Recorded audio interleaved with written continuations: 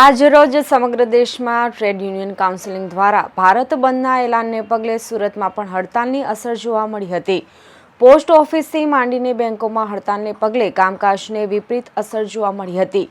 Surat trade union council દ્વારા સૂત્રોચ્ચાર સાથે જિલ્લા કલેક્ટર કચેરીએ પહોંચીને વિવિધ માંગણીઓ સાથે આવેદન પાઠવવામાં આવ્યું હતું। કામદારોના માસિક વેતન સહિત મોંઘવારી, લેબર કોડની સાથે સાથે સરકારી એકમોના ખાનગીકરણ વિરુદ્ધ યુનિયન દ્વારા ભારે રોષ વ્યક્ત કરવામાં આવ્યો હતો। કેન્દ્રમાં ભાજપની સરકાર દ્વારા ખેડૂતો અને કામદાર વિરોધી તથા કોર્પોરેટની તરફેણમાં ઘડવામાં આવેલી નીતિઓના વિરોધમાં આજે સમગ્ર દેશમાં કામદાર સંસ્થાઓ દ્વારા હડતાલનું એલાન કરવામાં આવ્યું હતું। સુરત ખાતે પણ ટ્રેડ યુનિયન કાઉન્સિલના સભ્યો દ્વારા હડતાલ છોડાવવાની સાથે જિલ્લા કલેક્ટર કચેરી સુધી મોરચો કાઢીને સૂત્રોચ્ચાર સાથે કેન્દ્રની નીતિઓની ઝાટકણી કરવામાં આવી હતી। આવેદન પાઠવવા માટે પહોંચેલા કાઉન્સિલના સભ્યોએ જણાવ્યું હતું કે હાલમાં જે શ્રમ વિરોધી 4 નવા લેબર કોડ લાગુ કરવામાં આવ્યા છે તે રદ કરવામાં આવે। આ સિવાય જીઆઈસી, એલઆઈસી, BLNL જેવા જાહેર સાહસોના ખાનગીકરણ મુદ્દે પણ વિરોધ વ્યક્ત કરવામાં આવ્યો હતો। વધુમાં કામદારોને ઓછામાં ઓછું લઘુત્તમ વેતન માસિક 29,000 રૂપિયા આપવામાં આવે તેવી પણ માંગણી કરવામાં આવી હતી। 17 જેટલી અલગ અલગ માંગણીઓ સાથે કાઉન્સિલના સભ્યો દ્વારા ભારત બંધના એલાનને સમર્થન આપતા જિલ્લા કલેક્ટરને આવેદનપત્ર પાઠવી પોતાનો વિરોધ વ્યક્ત કરવામાં આવ્યો હતો। મારું નામ એડવોકેટ વિજય શેણમારે છે। સુરત ટ્રેડ યુનિયન કાઉન્સિલનો પ્રેસિડન્ટ છું। આજે સુરત કલેક્ટર કચેરી સમક્ષ સુરત ટ્રેડ યુનિયન કાઉન્સિલના નેજા હેઠળ જે કામદાર કર્મચારીઓના જે પ્રશ્નો છે અને ખાસ કરીને દેશના 10 સેન્ટ્રલ ટ્રેડ યુનિયનો અને અન્ય ફેડરેશનોએ જે હડતાલનો કોલ આપ્યો છે એના સમર્થનમાં અમે ભેગા થયા છીએ। મુખ્ય રજૂઆતો મારા કામદાર કર્મચારીઓને લગતા જ પ્રશ્નો છે। એમાં એક તો જૂની પેન્શન પ્રથા રિટાયર્ડ માણસોને ફરી ચાલુ કરવો એ કહે છે। મોંઘવારીને ધ્યાનમાં રાખીને દરેક કામદારને ઓછામાં ઓછો માસિક 26,000 રૂપિયા એને પગાર મળવો જોઈએ। પબ્લિક સેક્ટરોનું જે ખાનગીકરણ સરકાર કરી રહી છે અથવા તો કરવા જઈ રહી છે એ બંધ કરો। બેરોજગારીનો મોટો પ્રશ્ન છે।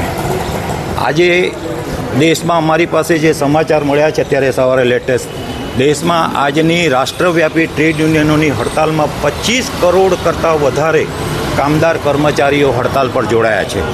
જ્યાં સુધી સુરત શહેરનો પ્રશ્ન છે, સુરત શહેરમાં bank, LIC, post office, GIC એ પબ્લિક સેક્ટર્સ છે, એટલે એ કમ્પ્લીટ 100% એ હડતાલમાં જોડાયા છે। અને એની સાથે સાથે શહેરમાં જે અન્ય ટ્રેડ યુનિયનો છે, ખાસ કરીને સુરત મહાનગરપાલિકા છે, બીજા બધા યુનિયનો જે છે એમના આગેવાનો અને કર્મચારીઓ પણ આ હડતાલમાં જોડાયા છે। આજે આખા ભારતમાં નેશનલ લેવલ પર ઇન્ડસ્ટ્રીયલ સ્ટ્રાઇક છે, જે આદેશની 90 પછી આર્થિક નીતિ જે લાગુ કરવામાં આવી છે એ આર્થિક નીતિ રિવર્સ કરવાની અમારી માંગણી છે। એનું કારણ મુખ્ય એ છે કે છેલ્લા 26 વર્ષથી આ નીતિ કેન્દ્ર સરકારે અપનાવી છે, પછી કોઈ બી સરકાર હોય, પરંતુ 26 વર્ષનું આજે પરિણામ એ છે કે આ દેશની અંદર બેરોજગારી વધે છે, ખાનગી ઉદ્યોગોને પ્રોત્સાહન આપવામાં આવે છે, જાહેર ક્ષેત્રોના જે ક્ષેત્ર છે, પર્ટિક્યુલરલી બેંક છે, ઇન્સ્યોરન્સ છે, BSNL છે, પોસ્ટ છે, એ બધા સેક્ટરોનું ખાનગીકરણ કરીને ફોરેનના ઉદ્યોગપતિને ભારતમાં લાલ જાજમ પાથરવામાં આવે છે, એ લોકોને કન્સેશન આપવામાં આવે છે। અને આપણા જે ઉદ્યોગો છે કે આપણા દેશે એને વિકસાવ્યા છે તેને ધીરે ધીરે લોકો નાબૂદ કરવા માગે છે। એટલે આપણી મુખ્ય માંગણી એ છે કે આ જે નીતિ છે સરકારની એ દિવાળિયાપનની નીતિ છે। પહેલાં એ લોકોએ પોતાની જમીન ફોરેનના ઉદ્યોગપતિને આપી, આપણા દેશના ઉદ્યોગપતિને આપી, ત્યાર પછી જાહેર ક્ષેત્રોની જમીનો આપવા માગે છે અને પછી ધીરે ધીરે ઇન્ફ્રાસ્ટ્રક્ચરના નામે ખેડૂતો અને એની જમીન બી ગામની જમીન સરકાર લેવા માગે છે। તો આ જે નીતિ છે સરકારની, જે કર્મચારી વિરોધી નથી પરંતુ રાષ્ટ્ર વિરોધી બી છે।